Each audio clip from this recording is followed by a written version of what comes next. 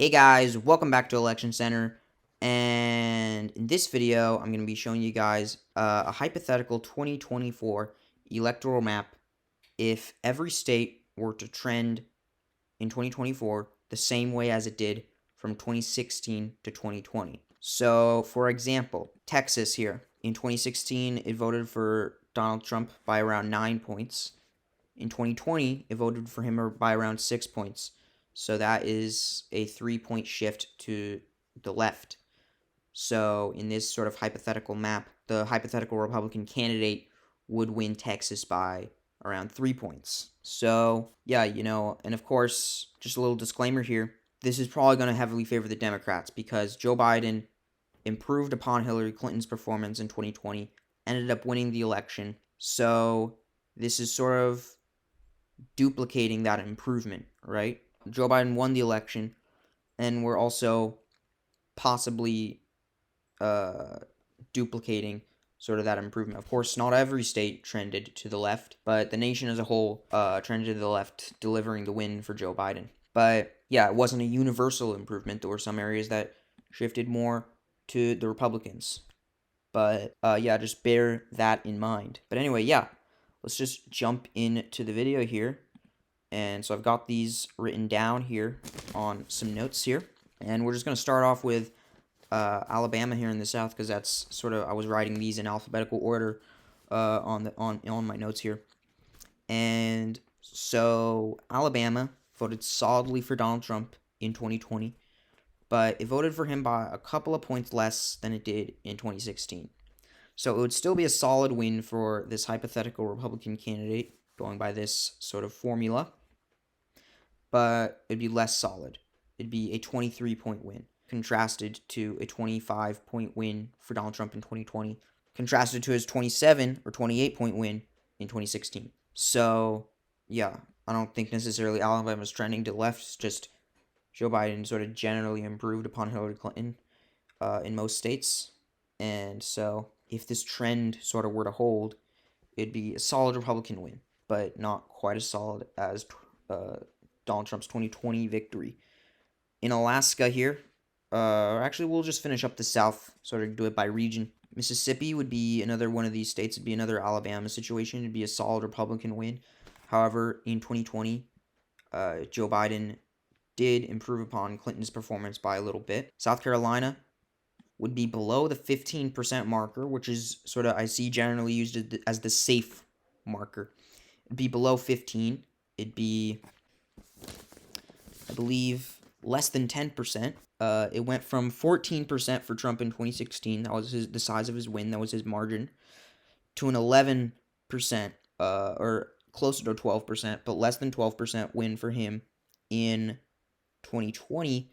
So if you sort of duplicate that trend, it results in a less than 10% win for the Republicans in 2024. But yeah, Georgia here, this would be a likely Democratic win because Donald Trump won this by over 5% in 2016, just over 5.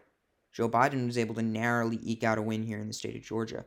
So that's a more than 5-point swing. So the Democratic candidate in this scenario would win it by more than 5%. 5% I often see used as the likely marker, and we're going to be using that as the likely marker in this video. Louisiana here, another safe Republican state, just not quite as safe as it was in 2016. Arkansas actually moved a tiny bit over to the Republicans in 2020, slight improvement.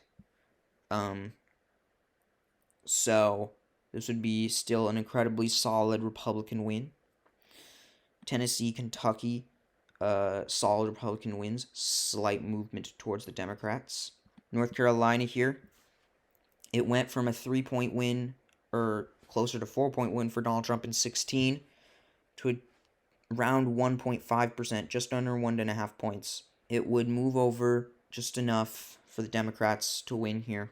It would be below 1%. That would be a tilt win. Virginia would be exactly 15% for the Democrats. This Virginia has been just becoming more and more safe blue pretty much. Hillary Clinton won it by a pretty solid margin in 16. But it was sort of still battleground a battleground style margin. She won it by 5.32%, so it's likely, but, competitive, still, definitely that battleground type of margin. Joe Biden, on the other hand, won it by just over 10%, so not really a true battleground type margin where, it's really super contested. So it would be a safe margin exactly, according to the trend here. Yeah, it was a 4.79% trend here. It would be a safe win. The Democrats in this scenario, Florida here, be likely Republican, just over 5%, because Donald Trump won it by just over 1 in 16. He won it by over 3 in 2020, so it'd be over 5. Texas, it'd be a lean Republican win. Democrats giving Republicans a run for their money in Texas, but still not able to quite win the state. Donald Trump won it by 9 points in 2016, down from Mitt Romney's margin in 2012 of quite a substantial margin. He only won it by 5.88%, 5.58%, excuse me, 5.58%, and it would end up being, like a 2% win or so, 2 or 3, but yeah, pretty close, just not quite at that point of voting for a Democratic candidate. But yeah, now we've got the southern region filled in. Let's move on here to the Midwest. We'll go to West Virginia. Solid Republican win, slight movement. And I guess maybe, so this doesn't take too long, I'll go a little more briskly now. Yeah, with Indiana, another state like these. And Missouri, I think, would be below that safe margin. Yeah, it would be. It would be actually below 10%, I believe. No, not below 10%, but it would not be that safe margin. Iowa shifted about a point to the left. It would be a pretty solid Republican win, though. Minnesota would be quite a solid Democratic win. Illinois, practically no movement. Wisconsin, a lean win for the Democrats, but I don't personally think that trend will hold. Michigan here, that's going to be a likely win for the Democrats. Another one of these trends here in the Midwest that I don't think are going to hold. I think overall these states might be shifting more towards the right, but in this election they did move over to Joe Biden's column. Ohio, virtually unchanged, but technically more towards the left. Going to be another solid Republican win. Now, moving up to the Northeast, we'll fill in Pennsylvania, which would be a lean win for the Democrats, multiple percentage points. D.C., practically no movement, solid 86% or 85% margin. Maryland here, nearing 40%. Yeah, I mean, it was already a very solid margin in 16. More solid in 2020, near 40% in this type of scenario. Delaware would be a solid win. This being Joe Biden's home state, he swung it a lot to the left. New Jersey swung a couple of points to the left. It swung from about 13 to about 15, or maybe 14 to 16, whatever the decimals end up making it closer to. But, yeah, there'd be some improvement for the Democrats here. Connecticut, big Democratic margin. Rhode Island. Massachusetts would near 40 points as well. Vermont would near 40 points. New Hampshire would be quite solid. Not safe, but approaching that type of level. Believe it or not, Maine would become a safe state in the 2024 election. This first district would be safe easily, but then this second district would be likely. So I find this to be kind of an odd combination where you have one of the districts being safe statewide. It's a safe state, and then one of these districts being likely Republican. I don't really see that happening, but it's really just because this first district being so much more heavily Democratic than this second district is heavily Republican, it ends up working out to being a safe win for the Democrats statewide, with one of the two districts still being pretty solidly Republican. New York, safe Democratic win, virtually no movement. I'm a little washy on the exact boundaries of the different regions of the United States. I think some of these states might be considered Midwestern states, but we're gonna fill these in now. The Dakotas, solid Republican wins once again. They've obviously, nationwide, some movement towards Joe Biden. The Dakotas followed suit. Here in Nebraska, we'd see it become a likely state. This third district, though, would definitely stay safe Republican, and this second district, quite a solid Democratic win. And I think this first district here would be likely Republican. But yeah, Kansas here would be below 10%, but it would go to the Republicans. Oklahoma would be just below 30. I don't know the last time it was less than 30, but in 2016, 2020, it was over 30 points both times. And if it trended the same way between those two elections, it would end up being just below 30%. Fill in some of these states here. The Great Plains, I believe. Wyoming, solid Republican win. It was Donald Trump's strongest margin. His strongest margin of any state was here in Wyoming, approaching 50% in terms of his margin. So quite a big margin. Or no, that was in 2016. It was 46. This time it was 43. So, but yeah, still quite a huge margin. And I think it might be just below 40 in this type of scenario, but that's still obviously safe. Idaho, safe Republican state in this scenario. Montana would be below 15%, be in the likely range. Utah here. So remember, in 2016, you had the conservative Evan McMullin, independent candidate, and he did quite well for an independent candidate, getting over 20% of the vote. And so he was out of the picture in 2020. Yet, the state only trended a couple of points back to the Republicans. So maybe that's an indication that Utah just does not like Trump very much. Or maybe Joe Biden had some appeal with the voters of Utah. Because even with that massive 21% of, the conservative Evan McMullin, his 21% taken out of the picture, it either didn't get dispersed that heavily back to Trump, or Trump bled off some support that he had in 2016 in the state of Utah. But yeah, it would be a safe Republican win. It was not as safe as you maybe would have expected in 2020. Colorado swung quite substantially to the left. Might have been the biggest swing in 2020. Swung 8.59% over to the Democrats. It would become a safe state if it did that again, because it went from 4.91% for Clinton. That was her margin. Joe Biden's margin over Trump, 13.5%. So it'd be in the 20s in this 2024 scenario.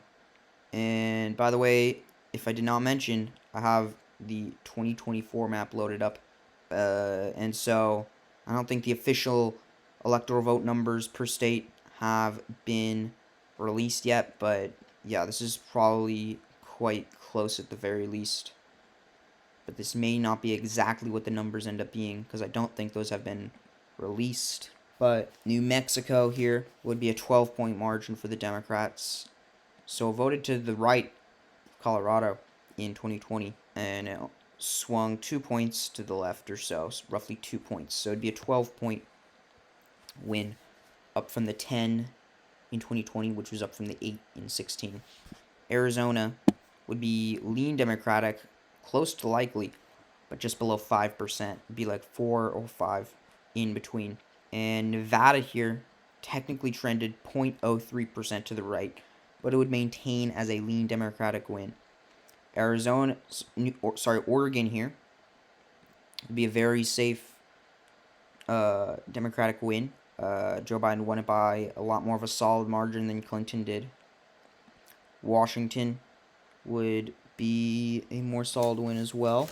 It didn't trend as much as Oregon did. Oregon trended 5.11, Washington trended 3.49 over to the left. So they both trended to the left. Oregon a bit more. But then also Washington, to begin with, more solidly blue than Oregon. So, but yeah, they'd both be solid Democratic wins.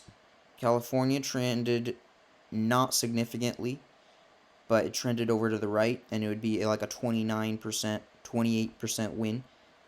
And we have a couple of states left here. Alaska, it went from a 14% win for Trump in 16 to a 10% win for Trump in 20. So it would be under 10%. It'd be less than 6%. It'd be 5% or so. So I think 5.39%. I wrote that down. So yeah, pundits might be calling this a battleground by 2024 if that were to hold. Hawaii, solid win for Joe Biden, and I think it trended a few points to the right. Let's check here. Yeah, Hawaii trended 2.72% to the right, actually. But it would still be a very solid win for the Democrats, because 2.72% is not nearly enough to flip this over. But anyway, final electoral vote map is on your screen. So, if in 2024, every state trended the same way as it did from 2016 to 2020, it would be 318 electoral votes for the Democrat and 220 electoral votes for the Republican. As I mentioned, obviously, maybe a slight difference because, I think these are just like approximations, right? But, yeah, interesting things to point out here. Georgia, we see a solid win for the Democrats. Florida, solid win for the GOP. Texas, Democrats giving Republicans a run for their money. Not quite at the point of winning, though. And, Iowa, Ohio solidifying more as Republican states, 3 elections in a row. I guess they did narrow up a bit, but 3 elections in a row of strongly favoring the Republican candidate.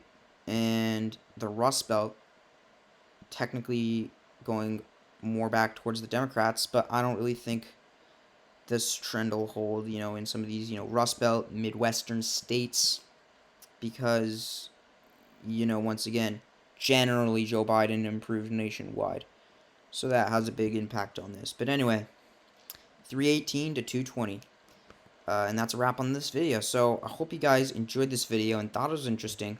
If you like this type of content I make here on this channel, electoral maps, election predictions, election analysis, election history, political type videos like this, I think you should definitely subscribe to my YouTube channel if you have not yet done so, because my videos are going to be right up your alley if this is something that interests you.